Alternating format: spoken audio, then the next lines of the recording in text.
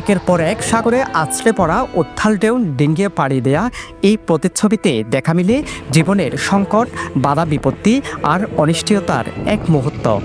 তারপরও মানুষ যে তার অস্তিত্ব টিকিয়ে রাখতে প্রতিকূলতার সাথে মোকাবিলা করছে প্রতিনিয়ত। সংসারের তাগিদে বুধবার কুতুবদিয়ার ৮ মাঝিমাল্লা লবণ বোঝার ট্রলার নিয়ে চট্টগ্রাম থেকে যাত্রা করেছিল নারায়ণগঞ্জের উদ্দেশ্যে। তবে বৈরী আবহাওয়ার উত্থাল ঢেউর সাথে তলিয়ে যায় ট্রলার ও ডুবে যায় ৮ মাঝিমাল্লা।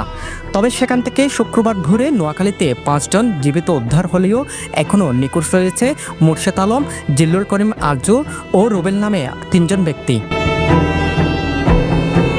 উদ্ধার হওয়া ৫ জন মাঝিমাল্লা এখন নোয়াখালী জেনারেল হাসপাতালে ভর্তি রয়েছে। তবে সেখান থেকে মুবিন নামে এক ব্যক্তির শারীরিক অবস্থা আশঙ্কাজনক হওয়াতে আইসিইউতে ভর্তি রাখা হয়েছে। উদ্ধারকারীদের একটি সূত্র বলছে, ট্রলারের সিঁড়ি ধরে সাগরে ভাসছিলেন ৮ মাঝিমাল্লা। শুক্রবার ফজরের সময় হাতিয়ার নামাচ্ছর নামক স্থান থেকে ভাসমান অবস্থায় সেখানকার একটি ছোট নৌকা তাদের মধ্যে ৫ জনকে জীবিত উদ্ধার করে। বাকি ৩ জনের মধ্যে ২ জনের মৃত্যু নিশ্চিত করেছেন তারা এবং অপর একজন জীবিত উদ্ধারকৃতদের হাত থেকে ছিটকে যাওয়ার পর সমুদ্র উত্তাল হওয়ায় আর সন্ধান মেলেনি।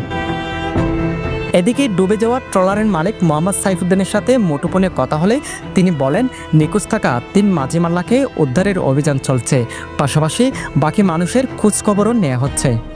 ওদেরকে যারা উদ্ধার করছে আমরা গেছি, বলেন তো করে হসপিটালে পাঠাচ্ছে, এখন ট্রিটমেন্ট চলতেছে।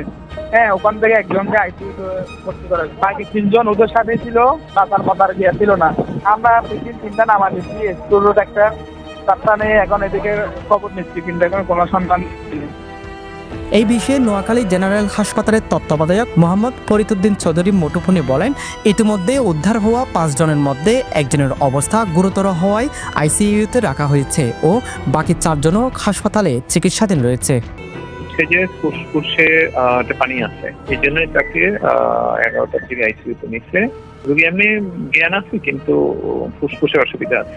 এদের চোখে তো 5 দিন পর্যন্ত সাগরে ভেসেছিল ওরা, লবণ বেশি লাগছে, চোখ খুলতে পারতেছে না। সাজম বড়ুয়া, সাজু, পেনুয়া নিউজ।